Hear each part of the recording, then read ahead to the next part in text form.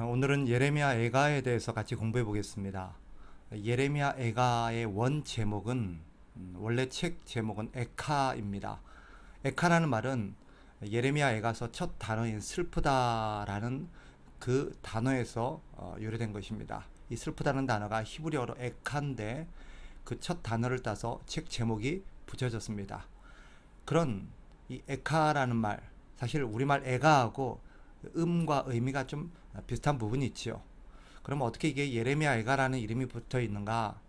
70인경 번역 과정에서 이 책 제목이 트레노이 애가라 슬픔의 노래라는 제목으로 붙여지게 되고 또 이 책을 예레미야가 기록했다라는 의미에서 예레미야서 뒤에다가 배치를 해 놓았습니다. 그러다가 이것이 우리가 익숙하진 않지만 이 라틴어 성경인 벌케이트 역의 이 책 제작 과정에서 번역 과정에서 예레미야 애가라는 이름이 붙여졌고 우리말 한글 개역 성경은 바로 벌케이트 역의 책 제목을 그대로 가져온 것입니다. 그래서 예레미야 애가라고 이름이 붙여진 거죠. 물론 성경적인 근거도 있습니다. 역대하 35장 25절에 보면 이런 말씀이 기록되어 있어요. 예레미야는 그를 위하여 애가를 지었으며 모든 노래하는 남자들과 여자들은 요시야를 슬피 노래하니 이스라엘의 규례가 되어 오늘까지 이르렀으며 그 가사는 애가 중에 기록되었더라. 이 내용의 근거에 보면 예레미야는 이 애가서 외에도 여러 편의 애가를 기록하지 않았을까라고 우리가 추정을 합니다. 이 예레미야 애가서의 시대적 배경은 이렇지요. 예레미야는 조국 유다의 멸망을 지켜보게 됩니다. 587년 BC 587년 바벨론은 예루살렘을 침공해서 예루살렘을 초토화시키면서 그 과정에 예루살렘 성전도 무너뜨립니다. 그리고 끔찍한 약탈과 많은 사람들을 포로로 끌고 가고 그 과정에서 참 많은 사람이 죽임을 당하게 됩니다. 성전의 파괴는 말할 것도 없고 모든 성전 안에 있었던 금과 기물들을 약탈해 가고 또 거기서 봉사하던 많은 사람들도 끌려갑니다. 수많은 사람들이 죽임을 당했고 또 대부분은 노예살이가 되었습니다. 거기에 남겨진 사람은 걷지 못하는 노인이라든지 병약한 자들 이런 자들만 남겨져서 슬픔과 비통에 울부짖었던 것을 기록을 통해서 우리는 알 수 있습니다. 예레미야 애가는 예루살렘에 불어닥친 이 비극을 노래한 책입니다. 사실 노래했다라기보다는 노래 형식을 빌렸지만 슬픔과 비통함의 부르짖음이라고 보는 것이 더 적절하겠죠. 왜 예루살렘이 이토록 철저하게 파괴를 당해야 했는가? 이토록 처참한 멸망을 당해야 했는가? 예레미야에 따르면 유다 백성들의 죄로 인한 하나님의 심판이라고 고백합니다. 여러 선지자와 예레미야를 통해서 하나님은 거듭거듭 유다 백성들을 향해서 경고하시고 촉구하셨음에도 백성들은 하나님의 말씀을 귀담아 듣지 않았고 그의 경고를 무시했습니다. 결국 회개하지 않는 결과로 이 비참한 멸망을 맛봐야 했던 거죠. 그래서 유대인들은 매년 이 애가를 부르면서 예루살렘의 멸망과 파괴된 성전을 기억했다고 합니다. 두 가지 이유에서입니다. 첫째는 죄는 반드시 하나님의 준엄한 심판을 불러온다는 것을 잊지 않기 위함이었습니다. 또 한 가지는 그런 하나님의 준엄한 심판 가운데서도 하나님께서는 언약을 기억하시고 자신의 백성들에게 자비를 베푸셨음을 그들은 기억하기 위함이었습니다. 예레미야서에서도 예언하고 또 경고했듯 그들은 바벨론의 포로로 끌려가지만 하나님의 언약과 자비 아래에서 70년 만에 다시 돌아오게 됐죠. 사실 하나님의 심판으로 끝났더라면 이 백성은 멸망으로 역사가 마무리되었어야 했지만 하나님은 아브라함과 또 그의 후손들에게 하신 언약을 기억하셨고 자비를 베푸셔서 다시금 그 땅을 회복하여 주신 것입니다. 이런 예레미야의 그런 애통함이, 예레미야의 그런 또한 그 가운데서의 그런 감사와 소망이 이 애가서에 그대로 녹아있다고 볼 수 있죠. 예레미야 애가는 총 5편의 시로 구성되어 있다라고 볼 수 있습니다. 5편의 애가죠. 그 중에서 물론 5장을 제외한 1장부터 4장까지는 시의 형태로 되어 있습니다.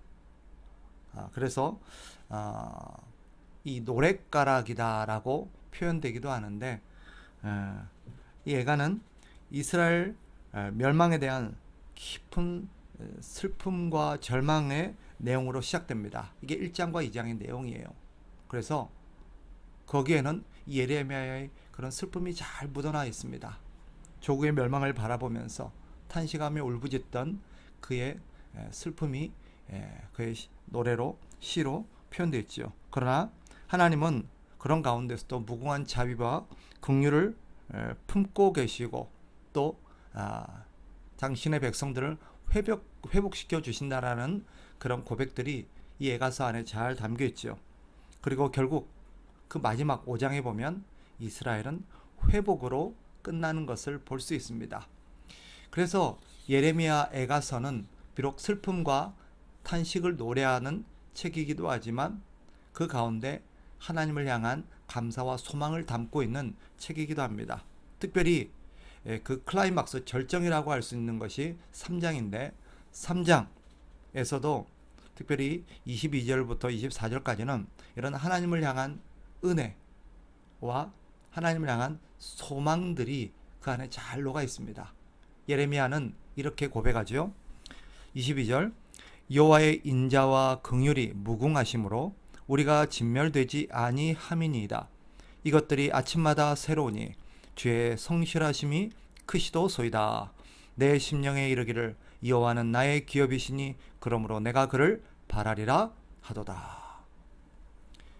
비록 우리가 애가라는 제목에서 묻어나듯 조국교회의 멸망을 지켜보던 이 예레미야의 슬픔과 아픔이 깊이 녹아있는 책이긴 하지만 그런 가운데서도 하나님을 향한 소망을 잃지 않고 있습니다. 왜냐하면 하나님은 신실하신 분이고 성실하신 분이셔서 당신이 주신 언약을 결코 배신하지 않고 잊지 않으신 분입니다. 비록 그 언약을 받은 백성들은 잊어버리고 하나님을 배신할지라도 하나님은 결코 배신하지 않고 끝까지 당신의 백성들을 포기하지 아니하시는 하나님의 긍휼과 자비를 믿은 까닭입니다. 그리고 그 믿음의 기초에서 예레미야는 하나님께 소망을 걸고 장차 하나님께서 자신의 민족, 자신의 조국, 자신의 그런 백성들을 회복시켜 주실 것을 이 애가서에 담아 놓았습니다. 이 애가서를 보면 아주 정교한 구조로 되어 있음을 우리가 볼 수 있습니다. 이 시의 형태는 이 슬픔이라는 애가가 자연스러운 감정의 표현이 아니라 아주 꼼꼼하게 다듬어졌다라는 것을 잘 보여주죠. 그래서 예레미야는 신앙적 슬픔은 단순히 감정이 아니라 그 원인을 찾아서 반성하고 하나님의 긍휼하신 성품을 깊이 묵상하는 태도임을 잘 보여줍니다. 그래서 애가는 단순히 상실에 대한 슬픔의 기록이 아닙니다. 하나님의 임재와 통치를 상기시키고 하나님의 백성이 절망과 또 상실 가운데서도 그런 고난을 극복할 수 있도록 도와주기 위해서 기록된 책입니다.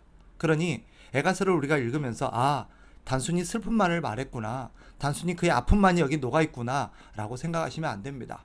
진짜 예레미야가 이 애가를 통해서 말하고 싶었던 것은 비록 슬프지만 우리의 현실은 너무 아프지만 그러나 하나님을 향한 소망을 잃지 말자. 하나님은 긍휼하시고 자비로우신 분이기에 우리가 지금이라도 회개하고 하나님께 우리의 소망을 두면 하나님은 반드시 우리를 회복시켜 주시고 우리를 용서하실 거다라는 그런 믿음이 녹아있고 당신의 백성들, 자신의 백성들을 향해서 그렇게 예레미야는 촉구하고 있는 것입니다. 이게 애가의 진정한 그런 메시지입니다. 그래서 우리는 애가서를 통해서 비록 슬픔 가운데서도 하나님을 향한 소망을 잃지 말아야 된다는 것을 읽을 수 있습니다. 내용을 정리해보면 이렇습니다. 우리는 이 애가서를 종종 정기적으로 읽어야 합니다. 유다 백성들이 그랬듯 우리 역시 이 애가서를 정기적으로 읽으면서 두 가지의 내용을 상기해야 합니다. 앞서 말씀드린 것처럼 첫째는 죄는 반드시 하나님의 심판을 불러오고 우리에게 비극을 초래하게 될 거라는 것을 이 애가서는 일깨웁니다. 그렇게 하나님의 경고와 촉구에도 귀를 기울이지 않게 된다면 우리는 결국 이런 아주 고통스러운 그런 결과를 맛볼 수밖에 없다는 것을 이 애가서는 일깨워요. 두 번째는 무엇입니까? 이 애가서는 그럼에도 불구하고 아무리 우리가 멸망과 이 절망 속에서 모든 그런 소망이 끊어진 것 같아도 하나님은 성실하시고 신실하시고 자비하시다는 것입니다. 그래서 우리가 하나님께 소망을 두고 우리가 지금이라도 하나님께 우리의 죄를 뉘우치고 회개하고 하나님께로 돌아간다면 하나님은 반드시 때가 되면 우리를 회복시켜 주실 거라는 그런 믿음의 소망을 이 애가서가 우리에게 보여주죠. 그러니 우리는 이 정기적으로 애가서를 읽으면서 이런 하나님의 메시지를 우리 가슴에 새겨야 합니다. 우린 시대적인 상황 속에서도 이런 애가서가 필요하다라고 생각이 듭니다. 하나님의 거듭된 경고에도 타락의 길, 그릇된 길로 치닫고 있는 이 조국 교회와 우리 성도들의 현실을 바라볼 때 어쩌면 이 애가서는 우리에게 아주 필요한 그런 메시지가 아닐까 하는 생각이 듭니다. 우리는 이 애가서를 정기적으로 읽고 이 애가를 우리가 하나님 앞에 또 성도들에게 읽고 촉구하면서 부르짖으면서 노래하면서 우리 조국교회를 깨워야 되고 멸망의 길을 치닫고 있는 민족을 향해서 우리는 아픔으로 노래해야 할 수 있어야 합니다. 그리고 하나님을 향해서 긍휼과 자비를 또 소망을 고백할 수 있어야 합니다. 애가는 하나님만이 우리의 소망이라는 것을 일깨웁니다. 그리고 지금 이대로 살아서는 계속해서 그릇된 길로 가서는 안 된다는 것을 일깨웁니다. 우리의 소망을 하나님께 두고 그릇된 곳을 향해 치닫고 있는 우리 자신과 조국교회와 성도들을 향해서 우리는 기도하는 마음으로 또 하나님의 은혜를 묵상하면서 이 애가서를 가까이 했으면 합니다. 마지막으로 이 예레미야 애가서에 아까 읽어드렸던 그런 하이라이트라고 할 수 있는 절정이라고 할 수 있는 핵심 예레미야의 마음이 담겨있는 그런 고백, 예레미야 애가서 3장 22절부터 24절의 말씀을 읽어드리고 마치겠습니다. 여호와의 인자와 긍휼이 무궁하심으로 우리가 진멸되지 아니함이니이다. 이것들이 아침마다 새로우니 주의 성실하심이 크시도소이다. 내 심령에 이르기를 여호와는 나의 기업이시니 그러므로 내가 그를 바라리라 하도다. 아멘.